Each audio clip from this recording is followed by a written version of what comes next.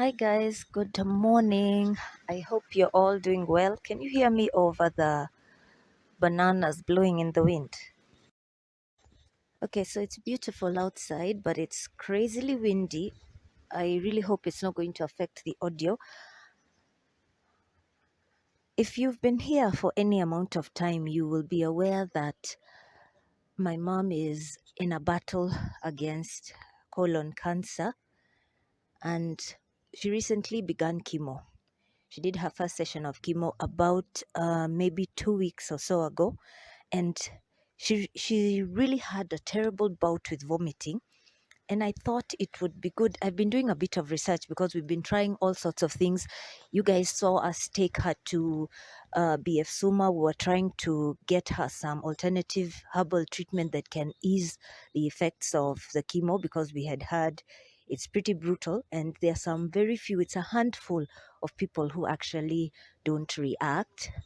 So today I just wanted to talk about vomiting as a side effect of chemo.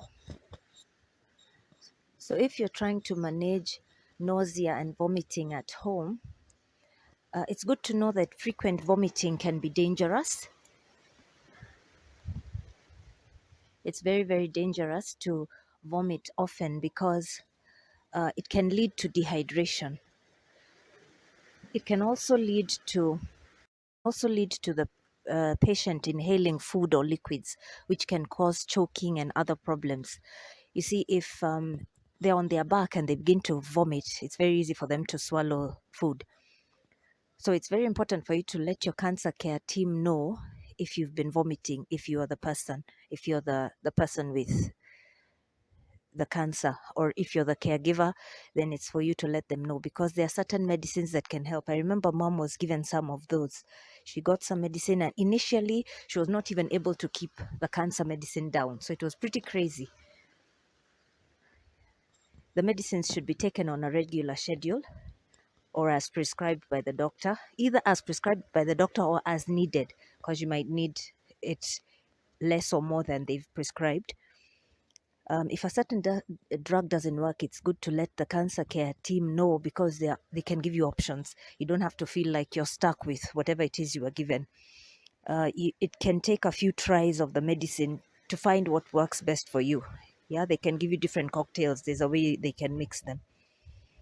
So it's also important to tell the cancer care team what exactly seems to be causing your nausea. You know, you can feel it after you eat a certain food or before, or maybe when it's as soon as you wake up, those type of things.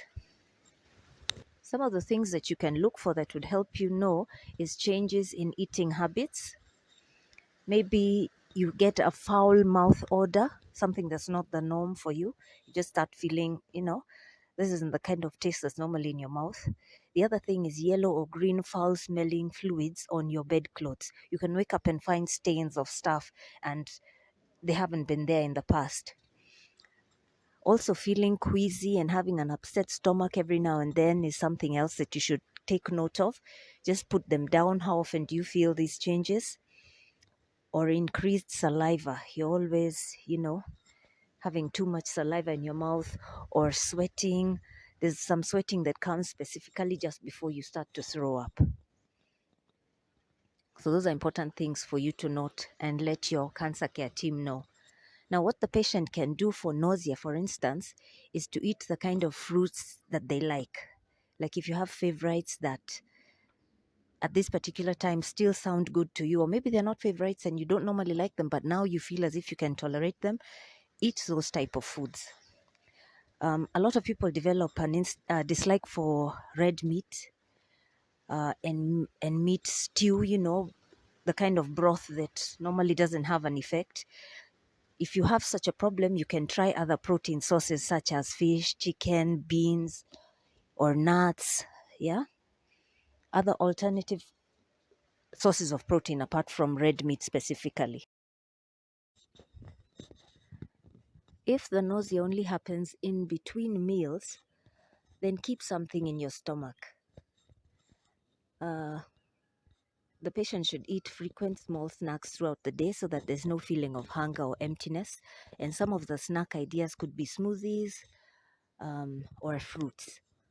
as long as they don't stay empty if the nausea happens in between meals. The other thing the patient can do is to avoid skipping meals or snacks. When the stomach is empty, there's a higher chance of the nausea being worse, so try to not skip any of the meals.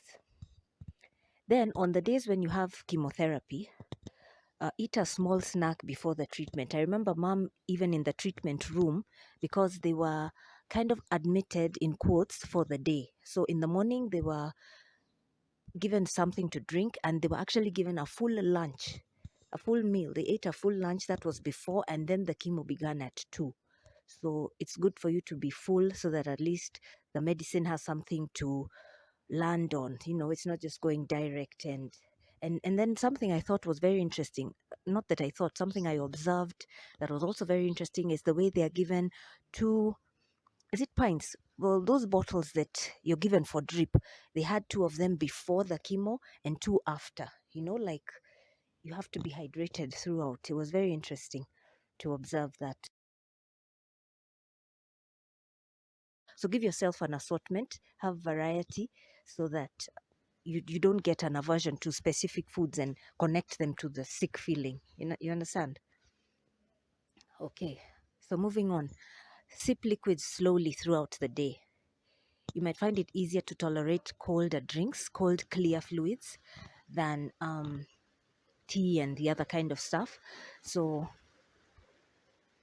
some clear fluids that you can try are ginger ale, apple juice, or broth. Yeah.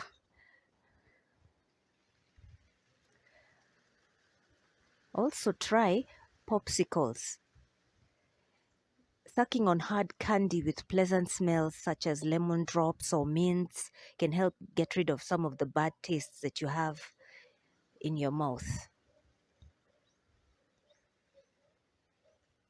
You should also try to eat bland foods such as dry toast and crackers. Those kind of dry things that don't have too much flavor.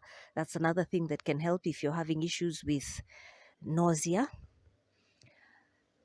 Eating food cold is another thing that can help, at room temperature, not necessarily from the fridge, but like at room temperature, to decrease the smell and the taste. When you warm food, the taste gets richer, and then of course there's all this aroma. So if you're having those issues, you can just eat it at room temperature so that it smells less. It's also wise to avoid fatty, fried, spicy, or very sweet foods during this time. A lot of these things sound very much like a woman when she's pregnant, but yeah, that's another thing to avoid. And then you can try eating small amounts of food high in calories, things that are easy to eat: puddings, ice cream, yogurt, milkshakes. Try and have them several times during the day. Those keep away a lot of the emptiness and horrible feeling. Something else that the patient can try is to use butter, oils, syrups, sauces, and milk in food in order to raise calories. Because chemo tends to drain a lot of the calories. It's very heavy on the body. So you find people on chemo usually look a certain way. They have no weight and all of that. So these butters and oils, if the patient can stand them, use them in foods, because it helps to raise calories.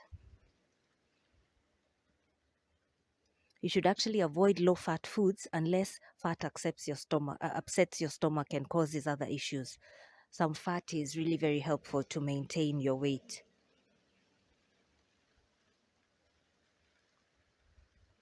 You might find that sour foods are easier to keep down if you do not have mouth sores, because some patients do get sores in the mouth.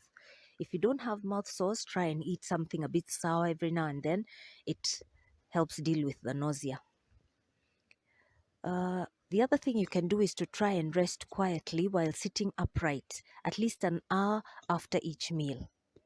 Once you're done with your food, sit upright somewhere quiet, relax, and let everything digest slowly. You can distract yourself with soft music, a favorite TV show, or the company of others. Just something as you sit quietly and allow everything to go down. Yeah.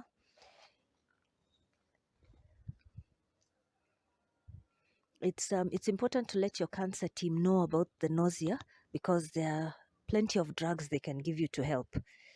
And you need to take your anti-nausea medicine at the first signs of the nausea to prevent vomiting. Don't wait for it to go on and build up and everything. As soon as you start to feel it, take the medicines that you have. While waiting for your nausea medicine to work, relax and take some slow, deep breaths.